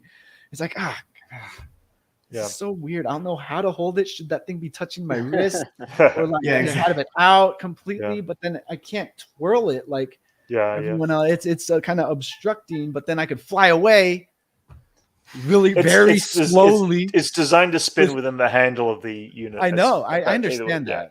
We all know that. But like they could fly away very slowly with no defense. It looks something like this. I mean, it's cool. I like it. Dope. I like every time they bring up a new lightsaber. I think it's awesome. Absolutely, yeah. Like Maul's, double lightsaber. I love Maul's second double lightsaber. Isn't Ezra's kind of based off of an Inquisitor lightsaber because he's got like a gun on it or something? He's got a blaster. He's like a devil may cry lightsaber. Hang on, wait. I've got the Maul. This is the Maul one you're talking about, right? What other Maul one? This is from the Clone Wars. No, it's not. You're talking about the one with the hook that we see in Solo. Yeah, with the hook on it. Oh yeah. Is that his third? I guess then. Yeah, that would be his third. The one he ignites over a hologram. Yeah. I don't know what the deal with it was, but it always looked like so different. Yeah. You know what? This is what lightsaber I hate. It's Count Dooku's. I loved it. I don't know. I think it's great. It's so penis to me, man. It's got that weird. Okay, all right. It's that crooked one. That's the one that's like. Yeah, it's kind of crooked. Yeah, but it's based off of a hilt. When seeing Christopher Lee fight with it, it's sick. Yeah. Though. Well, totally. I mean, his stunt guy with his face on top of him fight with it. Yeah. That's my least favorite lightsaber next to the Inquisitors. Fair enough. I mean, Elijah, any predictions for upcoming Kenobi? No, I don't know where it's going. I mean, we got 2 more episodes left, and like obviously, it's like it can go anywhere. It can go anywhere at this point, I think. Yeah, I see another Vader fight for sure. Oh yeah, there's definitely I think it was even mentioned somewhere. There's 2 Vader fights. Who lacks plot armor? So people who could possibly die is Tala and Reva. Yeah, I want Tala. Yeah, I want both to live. I want to see their stories go on. We do, but they're not safe, man. I don't see them in anything else. I thought Reva was going to have a redemption arc, but she's then just going eviler. Seeing the Inquisitor die in the first, like the very beginning, kind of like it kind of just like. Actually, wait, he shows up somewhere else. He can't die. Wait, what's going on? There is something that the actor mentioned that he went through one of his stomachs. One of them. Yeah, one of them, which means that he still could survive. Well, he has to survive because he's definitely in Rebels. Yeah. We know it's he's like you're watching Solo and they're like doing the train heist and you're like, oh no, Chewie. It's like, wait. I have more questions about the fact who gets him to survive, who actually brings him back, gets him healed, and for what purposes. What is their purpose of getting a Grand Inquisitor back? Because it was the 5th brother. We know the 5th brothers are aiming for being the new Grand Inquisitor. Which he obviously does not get because we know that from Rebels. He would have to save himself, right? Because Inquisitors aren't looking out for each other. Right? They definitely aren't looking out for each other. There's this whole line that I was hoping to have a little bit more information in the series of Kenobi about the Inquisitors, and we're not getting what I want to know. And I think they're keeping it left open for interpretation, as they usually always do.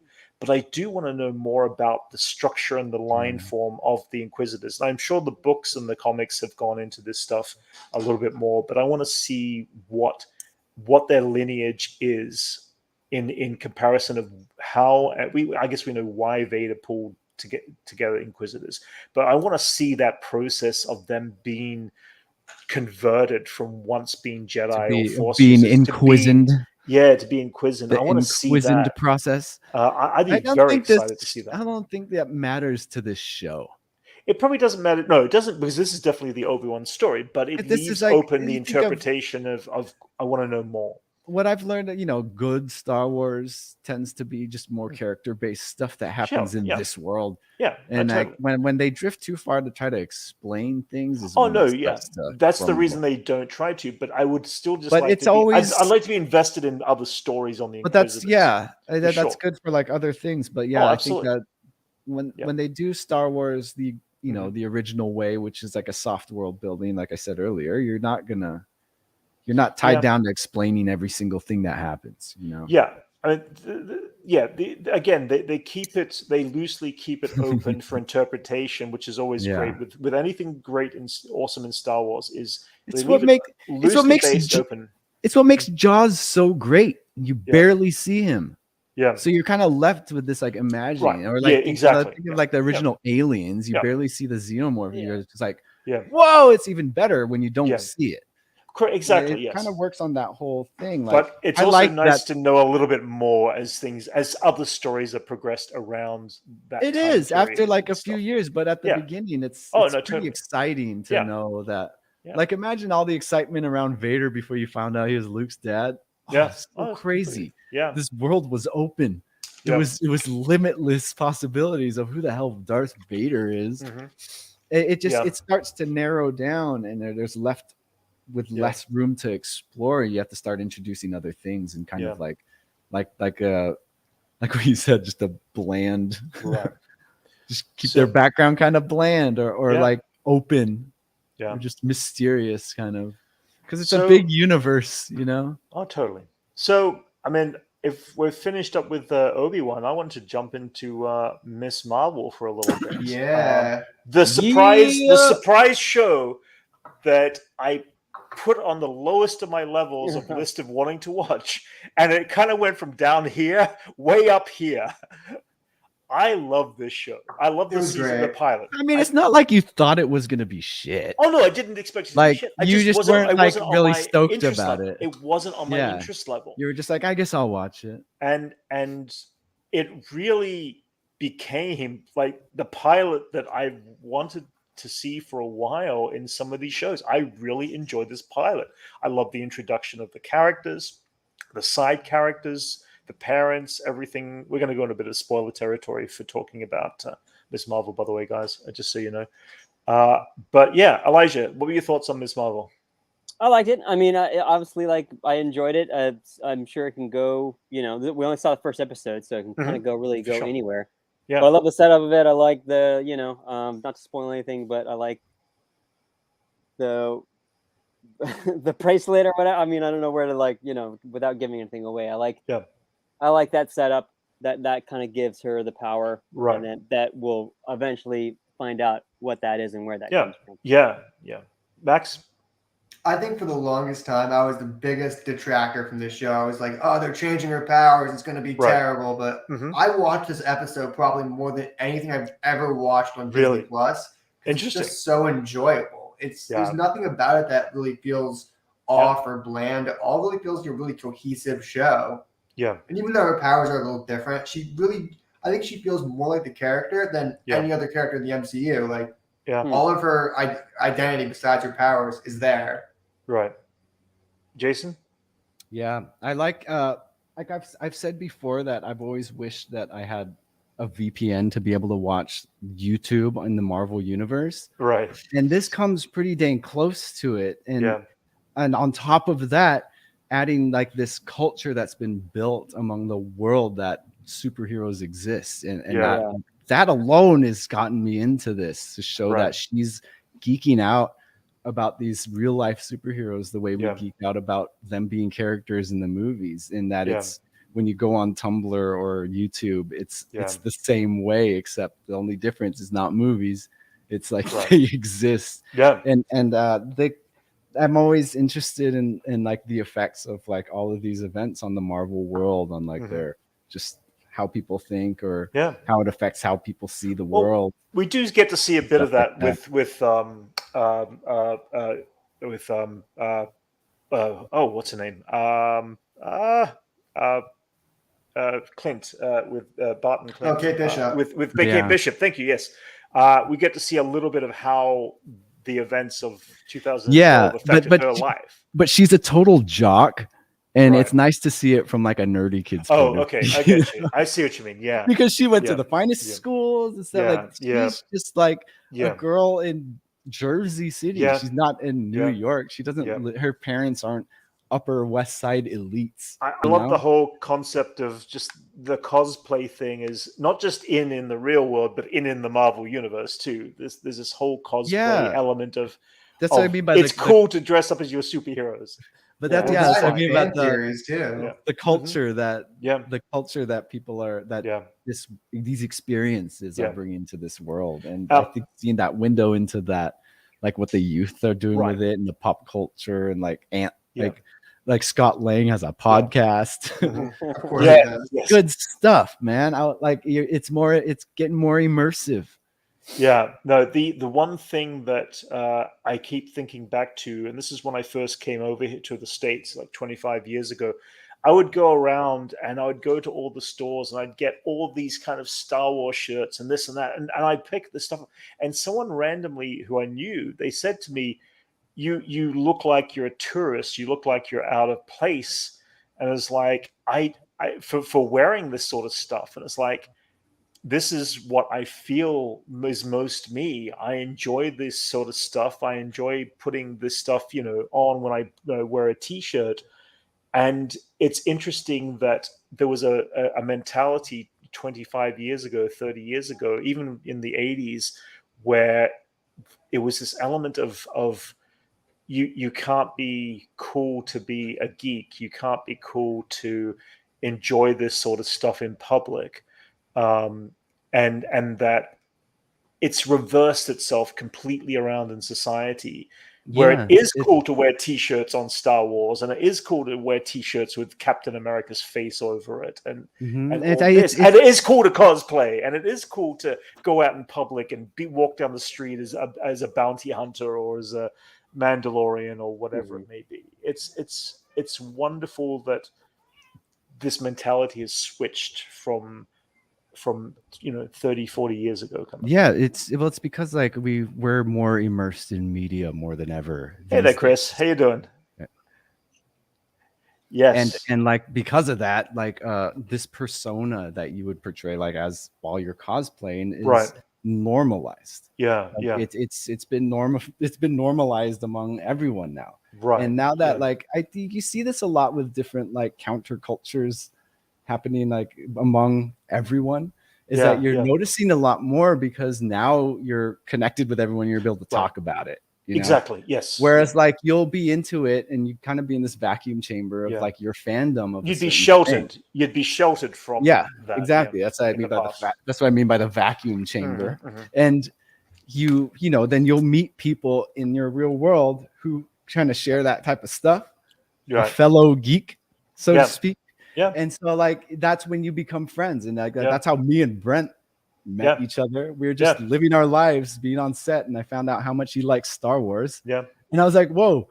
And then I'd tell him some stuff. I was like, oh, cool. This guy could go in depth. Like, not most people could like talk this much about Star Wars or this much of a fan. And that's what made us friends. Yeah. And now that like, because of this online world, you could meet hundreds of people that way. Absolutely. Who share your passions at the same level, and it's been normalized in that sense, because now you understand how many people are out there actually love Star Wars, and you saw that firsthand being at Celebration. So jumping back to Ms. Marvel once again, the to see that was just great. The other thing I really enjoyed about Ms. Marvel was I loved the parents. I loved the actors who were playing the parents and the brother of the character. They were just real. They were real. They were dry humor, funny at times, and I thought they were just an amazing casting. Those are the most saddest moments in Marvel history. Was when she turned down his Hulk costume. Absolutely. That was heartbreaking. My immediate reaction was, "Oh no, origin story. We're going to lose the father." No, I don't like that. Stop saying that. It's bumming me out, man. It's still, there hasn't been recollection in the first episode. I hope we do not lose the father. I don't think so. I think I don't know. That is too heavy for the way they've been showing this. I agree. That's a Peter Parker type of. Yeah. Not everyone's a Peter Parker. Yeah, for sure. But that broke my heart to see her talk to him like that, and I felt really got me more than anything else in the Marvel universe. Yeah, that's good. I mean, the idea that this little bracelet is a big story point for me. I mean, it seems like the mother has some sort of knowledge about his power. She for sure knew. I feel like she knows about it and she resents her grandma for it, Yes, because you catch her saying it multiple times in this episode that she has she has resentment for her grandma. She's like, like her grandmother, and she's always like fantasizing and stuff like that. I think she's a dreamer just like you. Yeah. Yes. And I have a feeling she's gonna show up. I have a feeling. I hope so. She's gonna show up and explain all that.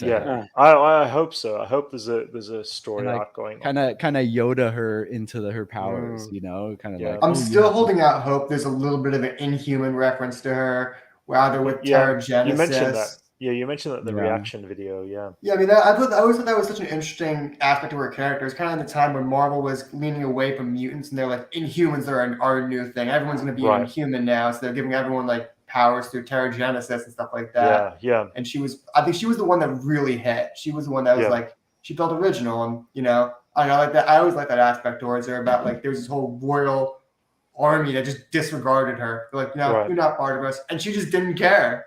I always love that. That's cool. Outcast. It's cool. Embracing being an outcast. Yeah. And it's time for the freaks and geeks. Yeah. I did hear the actress wanted to get a Lockjaw cameo or reference, which is the Inhuman dog. He's like a big old bulldog. Okay. Yeah. The coolest thing from the show. I still never watched it. I love the Inhumans. I love Black Bolt. I love Medusa. I love all of them. Right. It probably just would have ruined it. I don't know. If they could somehow link it and still not, move the story along and it feeling didn't they bring the actor who played Black Bolt? They brought him back to a multiverse. That doesn't count, man. It's like I think they could just bring him back and just have it like the movie just gets retconned to just current stuff. I feel like that they just killed him right away. I was listening to the interview. I was thinking like, what we need more of in the Marvel universe is Marvel pets. There's almost like I think the only Marvel pet I could think of is Lucky the Pizza Dog. It's in the movies right now. Well, there's Goose. Goose. Goose! I forgot about Goose. Goose is important, man. Cosmo's out there somewhere. But he's not a pet. He's a person. Okay. Oh, really? Okay. Well, he's his own. He's an astronaut. He's got his own thing. He runs. What's that world called? Whatever that backwater casino planet is. I didn't know. Camino? No. I can't remember the name of it. It's like a security outpost. We got casinos there. I can't remember. Cosmo runs the whole thing. Okay. I guess Nowhere. That's what it's called. Nowhere. Nowhere. Okay. Called Nowhere. Yeah. To be a pet, you need I guess it needs to have an owner, huh? It's just a dog by itself. It's just a dog. Well, there's so many great like Marvel pets. There's like Lockheed. There's Lockjaw. I mean, he's not really a pet either. He's more of its own entity.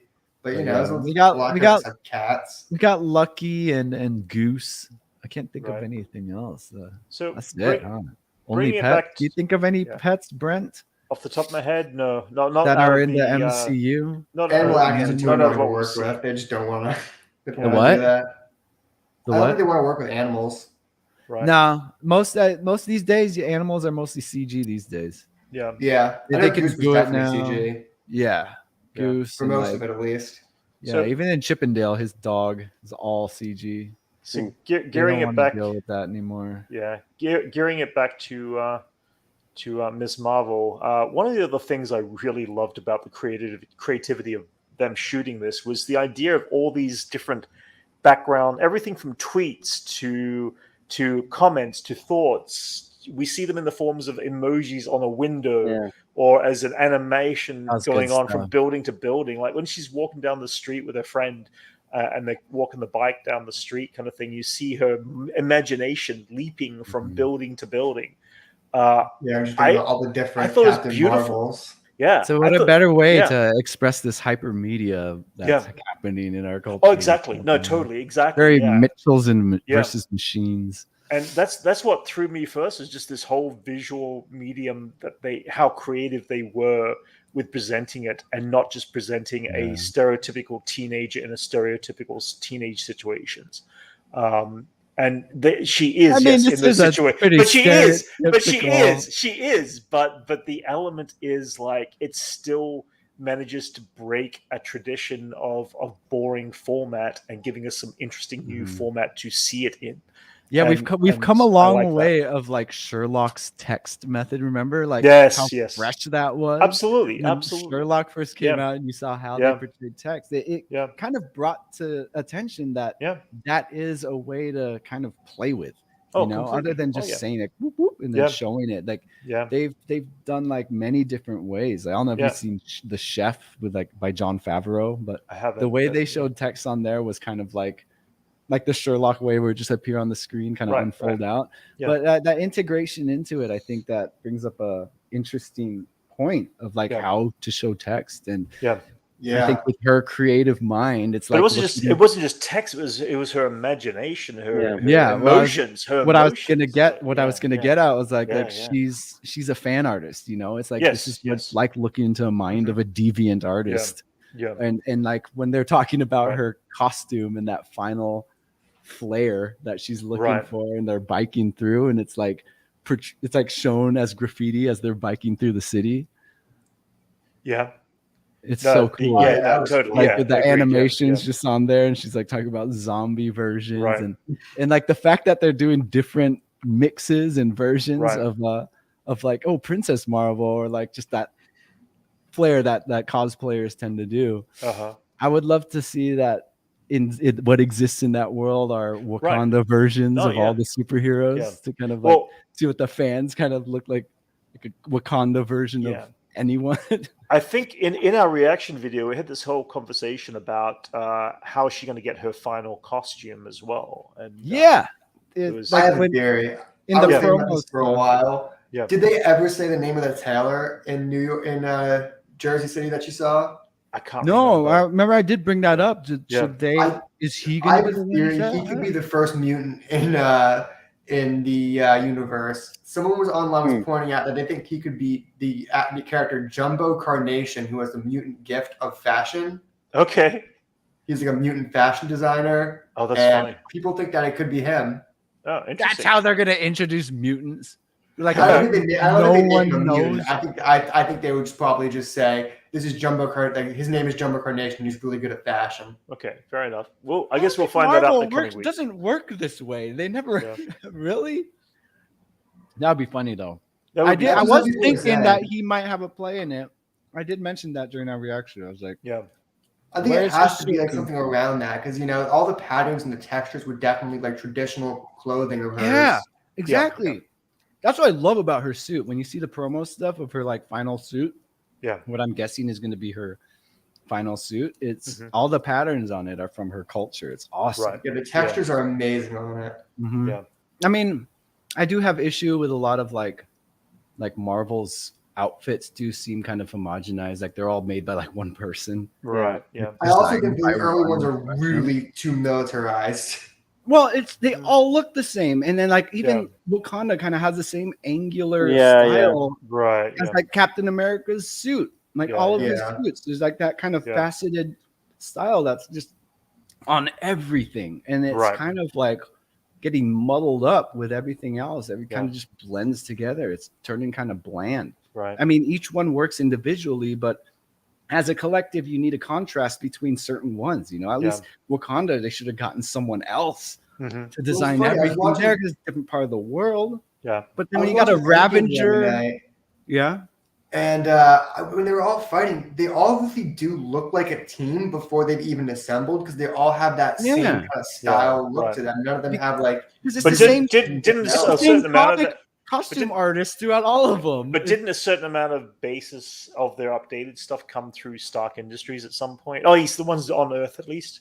Well, I'm talking about the stitching on a Ravager jacket looks very similar to like Captain America's faceted design. Gotcha. It's homogenized. I think even when you look at the Wakandan outfits, like obviously what they're wearing is different, but the shapes of what they're wearing, Yeah, very similar. It all every character will how does the shoulder. How is that different from the actual comic books and the whole spandex look? I mean, the comic books, I think it's what it comes down to is the way that the armor is placed. I think when you look at like the MCU armor, they always focus on like stuff like the elbows and the knees, and that's where they kind of place like the armor points in the costume. Yeah. Well, in the defense of this homogenized look, like the comics were all centralized by one person designing everything too. So it is a reflection on that. Yeah. But the difference in style could be massive in amplifying like your look of your movie. Like look at Alien, for instance.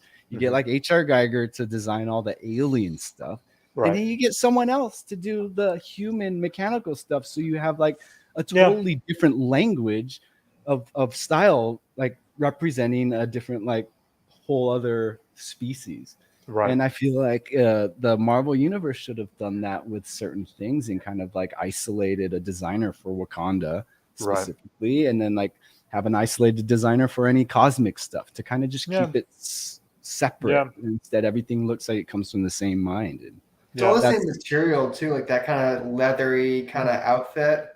It's like, kind of got that, which is they've been slowly branching away from that, starting with like Thor Ragnarok with all the colorful plastic hard shell pieces and stuff. And you can look at his suit now, and it's a lot more brighter and a lot more colorful. I think they're switching it up. But that's the beauty of Marvel, is that there's critiques that like this that pop up every now and then, where like for like the early phases, like what phase 2, the big complaint was that the color palette seemed pretty muddled and not as vibrant.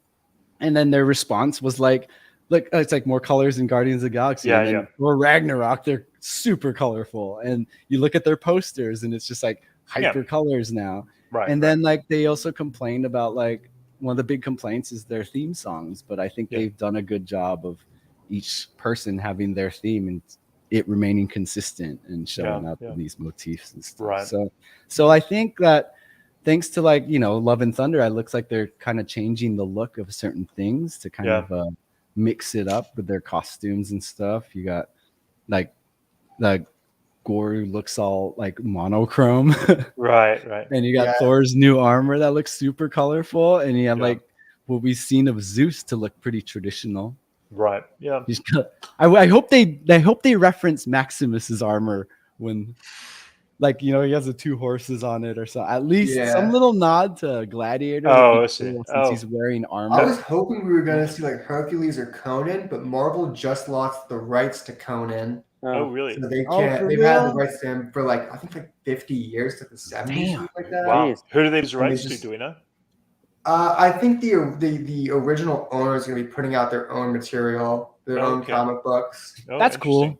I mean, if anyone else should have it, it's the original owner. Owner. I always thought Marvel. It always fit with Marvel. Like the second Conan movie, not the first one, was entirely written by Marvel writers who just loved the character so much, and they just kind of he's been in the books for so long. Yeah, they've had the cartoon in the 90s too. I love the first movie. God, it's so cool. It was cool. I love that movie. James Earl Jones. That movie was spoilers. He gets his head chopped. Shit. It's so violent. I watched it way too young. I was like 4 years old. Yeah. Oh yeah, same. I was like, it's another Arnold Schwarzenegger movie. They're all pretty, And you watch that, and then you watch Total Recall, and you're just like. Anyway, guys, anything else? Just finishing up with Ms. Marvel. Anything else we can think of that is worth mentioning? We excited to see next week, right?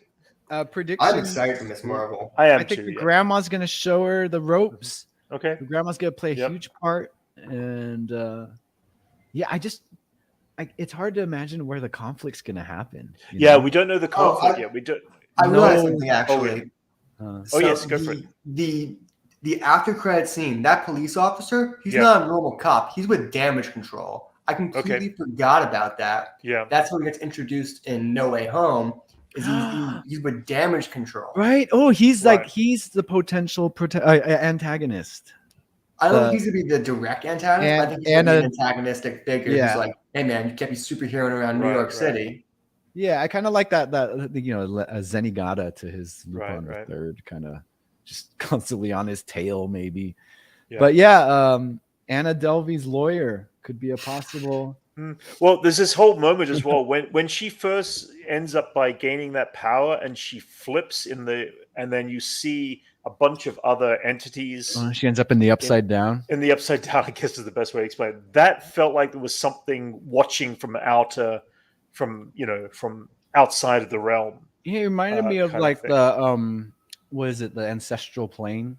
Yeah. Kind of. It had that purple. It was such a brief moment of when the camera does that flip and her body flips around. Yeah, I wish the figures were more defined. I couldn't really make out what they were really supposed chanting to be. and the sounds coming from that world. Like it could be linked to her ancestry or something.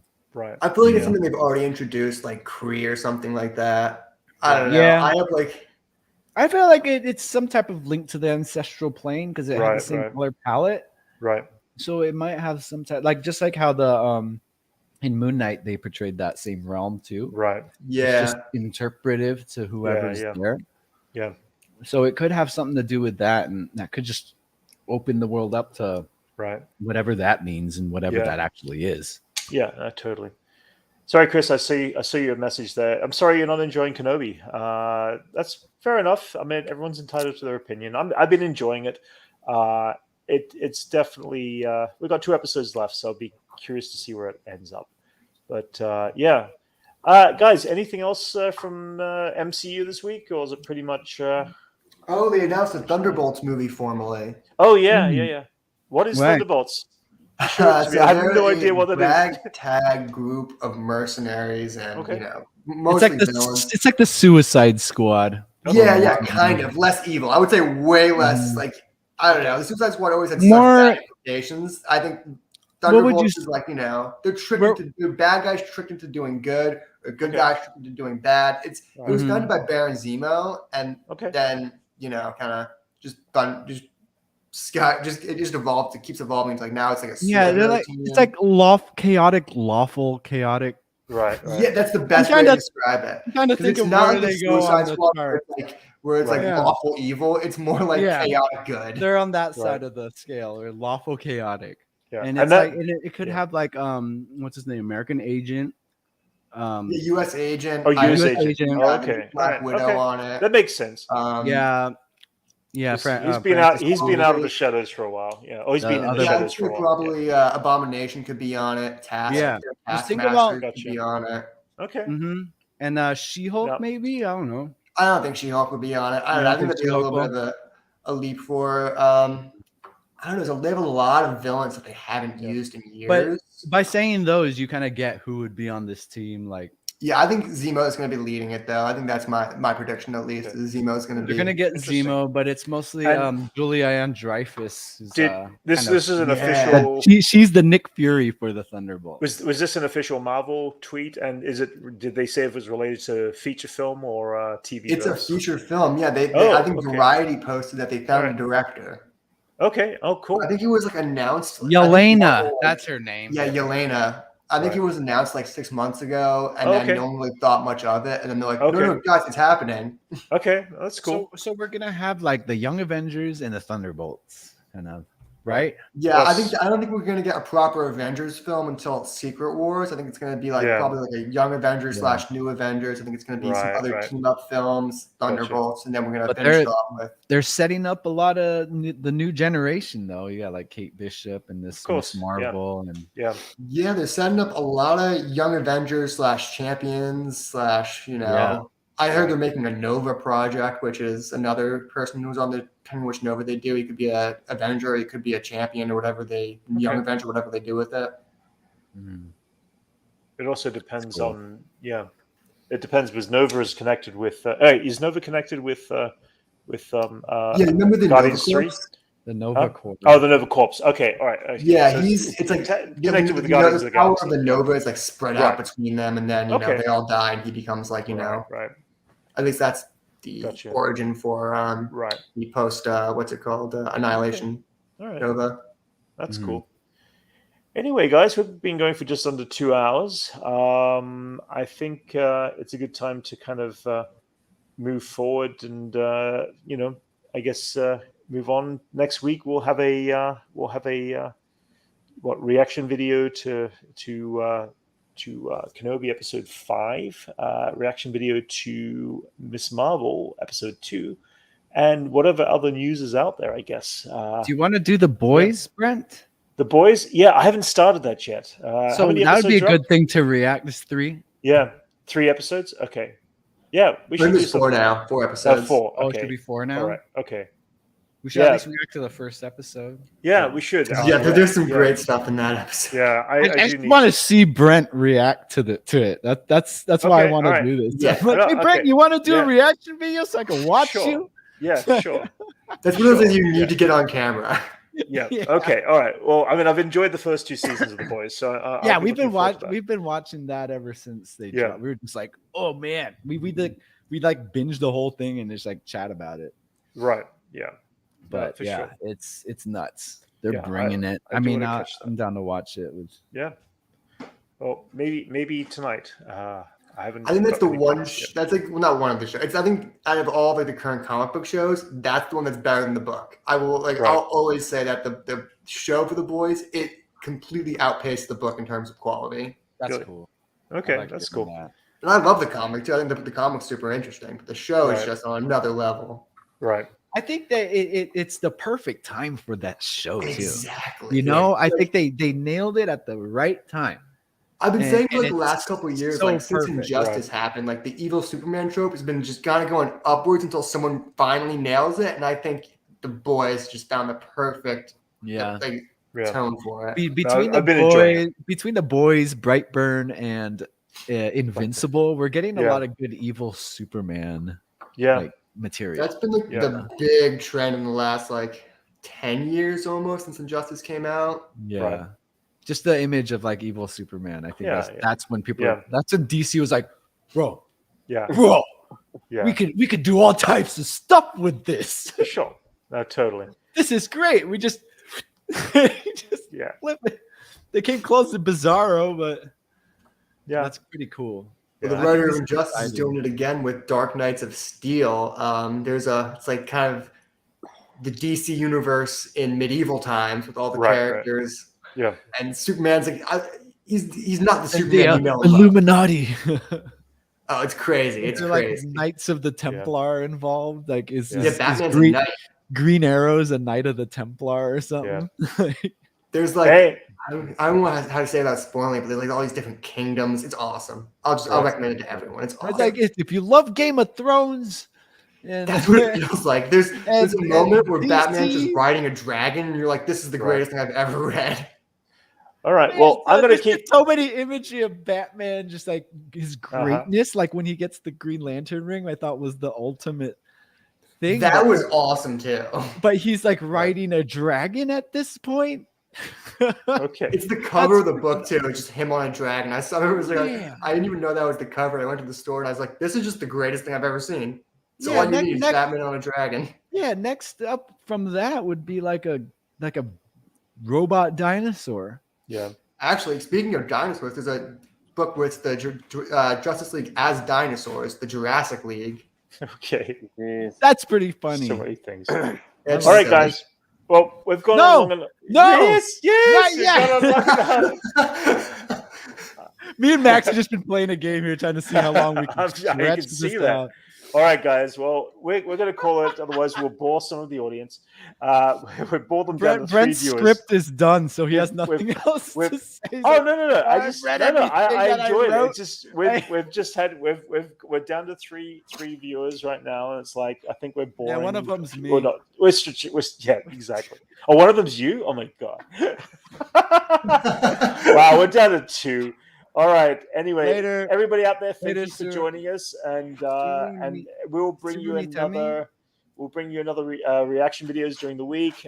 We'll try to hit The Boys up during the week, and we shall be up next Sunday at live stream at 1 p.m. So thank you for joining us in chat, and thank you guys. We shall talk to you all later.